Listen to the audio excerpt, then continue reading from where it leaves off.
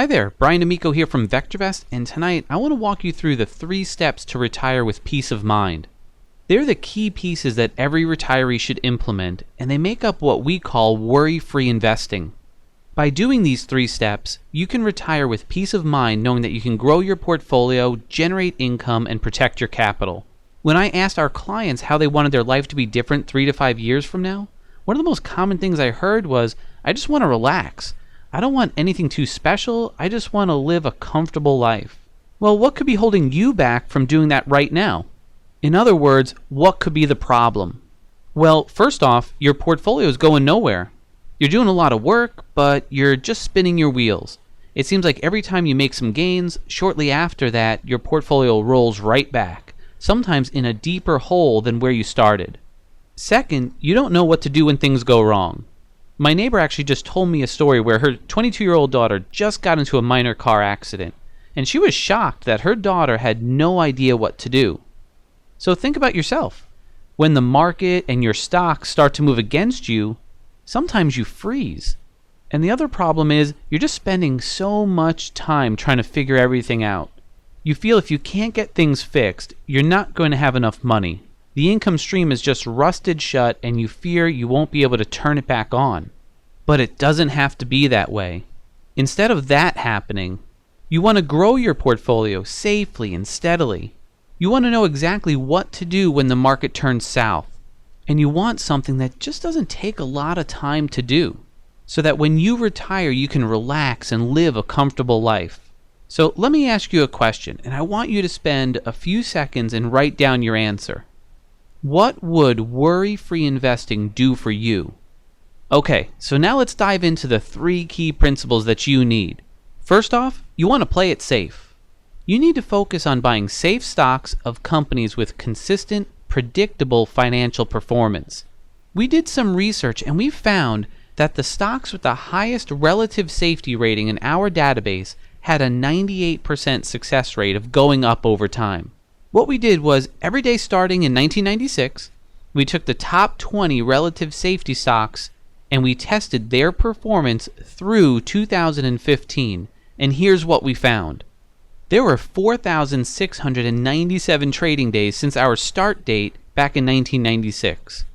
The top relative safety stocks went up in price 4,621 of those days.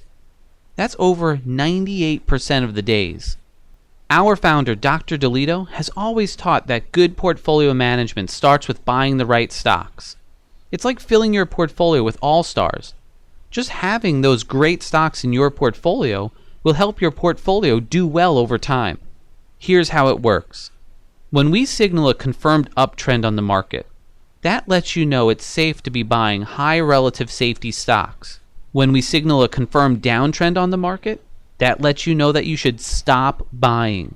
And at all times you will sell stocks once our system gives them a sell rating. By following this plan, since 1996, our test showed an annual rate of return of over 25%. So just by following key principle number 1 of playing it safe with high relative safety stocks, your portfolio can see steady appreciation over time. In addition to appreciation, you also need to generate some income, which brings us to key principle number 2, which is to get paid. You need to have a way to generate consistent, safe income. Capital appreciation is great, but you need a steady source of income every month to pay bills and do the things that you want to do. Think of it this way. A lot of investors focus solely on capital appreciation, which definitely should be one source of growing your money.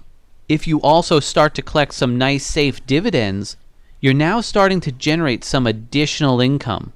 When you add selling options to the mix, you have really compounded the amount of income that you're able to generate. Here's an example. DHR was the second highest relative safety stock in the S&P 500 at the beginning of 2015. Let's say you bought 100 shares of it. Even though 2015 was a rough year, DHR ended the year posting over a 6% gain from January 2nd to December 18th. Well, in addition to that nice gain, DHR also paid a dividend and had the highest dividend safety rating a stock could get in our database. You would have been eligible for 4 dividend payouts throughout 2015, which added another $54 of income.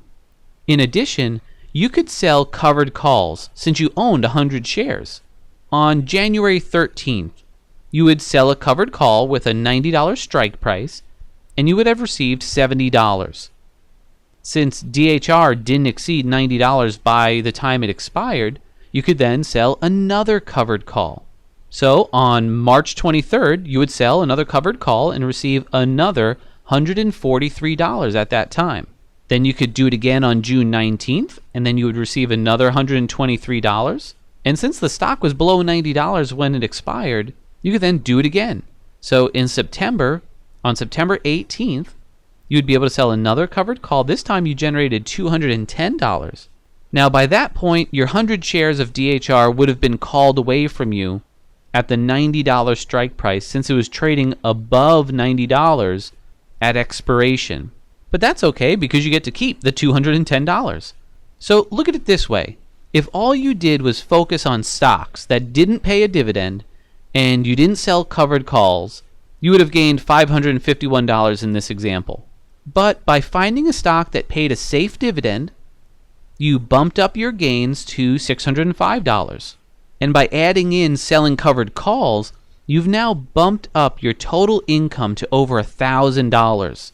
By focusing on all 3 things, you can see that you can really ramp up your income generation. The third key principle is to protect your assets. You want a way to protect your portfolio at times when the market shows signs of trouble. Why is this so important? Well, in 2008, many retirees saw their retirement accounts drop over 40%. At the beginning of 2016, the S&P dropped over 12%, leaving many retirees scrambling. And if you think about a typical $100,000 portfolio, that typical portfolio would have dropped almost $7,000 in the first month of 2016. So in cases like 2008, if you let your portfolio drop 40%, you need to gain 66% just to get back to break even, and that could take years to recover from. So you need to have insurance for your stocks and your portfolio so you are protected. Here's how it works. Well, your portfolio is made up of multiple stocks, right? When the market shows signs of trouble, such as a confirmed downtrend, what you could do is buy puts, which is an option trade on those stocks. So if the stock drops, the puts would gain in value, offsetting some or sometimes all of the losses from your stock. Well, the puts cost money though. It's never fun spending money. As we just talked about, many times you're going to be selling covered calls on these stocks, so you could use the proceeds from those covered calls to help fund the purchase of the insurance for your stocks. And when you combine these 2 things together, it's called a collar. A second thing that you could do is treat all of your stocks as one entity. For example, maybe all of your stocks are in the S&P 500.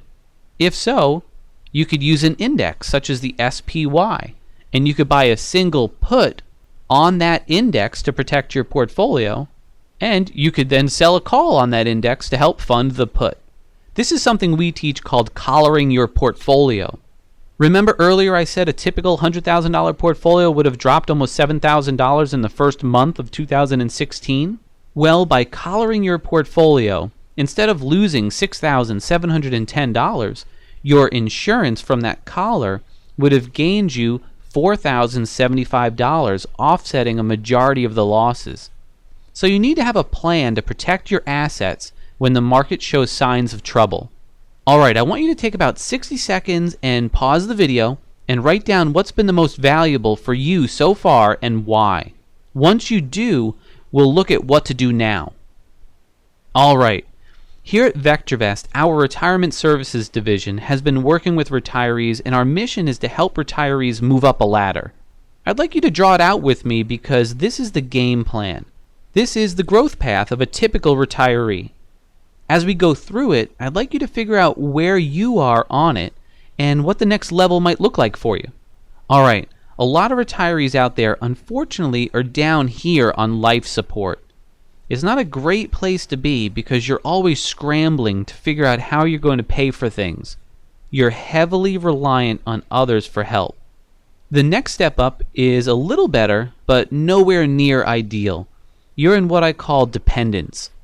You're not rubbing your last 2 pennies together, but you're relying on things like Social Security and maybe other people for some help. Next up comes independence. At this point, your portfolio is growing a little bit each year, but maybe just beating out inflation. You're not relying on others so much anymore. You're doing okay, but can't quite do all the things that you want to do. Now, there's a little something special that happens between this level and the next level. And the next level is what I call confidence. This is where you look at yourself a little differently in the mirror. You carry yourself a little differently too. You have a pretty good handle on growing your portfolio and generating a little extra income. Actually, a lot of our clients come to us in one of these last 2 levels that I just showed. Well, the next step is key, because the next step is where you have complete peace of mind. That's where you've got everything working for you. You're growing your portfolio steadily, you generate some nice extra income, and you have enough free time and money to live comfortably. So if you have a look, where are you right now? Well, to help you out, it might depend on how we define these levels a little bit more. So 2 things that we can measure it by are money and happiness. So at life support, you're spending more money than you're taking in. You most likely don't manage your own portfolio, but if you do, you lose more money than you make, and your happiness level is just down the tubes. You feel like a failure and you don't know how you're going to make it through. Here at dependence, you're most likely at break even. This is where you continually spin your wheels, you're inconsistent, you contemplate giving up on investing and just paying somebody else to do it for you, and your happiness rating is not very good. You're living day to day and just can't do the things that you want to do. Those extra vacations are not in your near future. Here at independence, you're able to make some headway and grow your portfolio a little bit each year, but you may be spending a lot of your time trying to keep the plate spinning, so to speak. You're able to pay the bills without worry, but don't quite have enough extra cash to do the things that you want to do, and you definitely don't have the time. The next step is confidence. This is where you're doing a pretty good job at managing your own portfolio. You've got some extra income, but still spend more time than you'd like managing your portfolio. The extra income is good because you're able to do a few extra things that you want to do if you could just find and free up some extra time to do it. But overall, you're fairly content. The top is peace of mind. This is where you're able to generate income when you want it. You know that you can handle all situations thrown at you, and it doesn't take you a lot of time to manage your portfolio. With the extra money and the free time, you feel great because you can do all the things that you want to do and you can just relax. So before we talk about what the next step is like, where do you think you are right now? Just put a little check or star right there. All right, now let's talk about how to move you up from where you are. The keys to moving up this ladder are straightforward. We need to have a plan to get capital appreciation, in other words, to grow your portfolio. We need to have a system to generate income safely and consistently, and we need to have a protection plan. Remember before I said there was something special that happens right here. So let me tell you what that is. There's a traditional way of appreciation and generating income and protection, and then there's a better way. So if you're at the bottom part of this ladder, the traditional way of appreciation is to either buy and hold stocks or just pay a financial advisor to do it for you. The traditional way of generating income is doing things like buying bonds, putting your money in the bank, or relying on your Social Security check. And the traditional way of protection is, well, you can sell everything you've got and just kind of move more into a cash position, the old put your money in the mattress mentality. To move to the better way, this is what we need to do. If we focus on appreciation, we need to shift to where we're buying the safe stocks at the right time.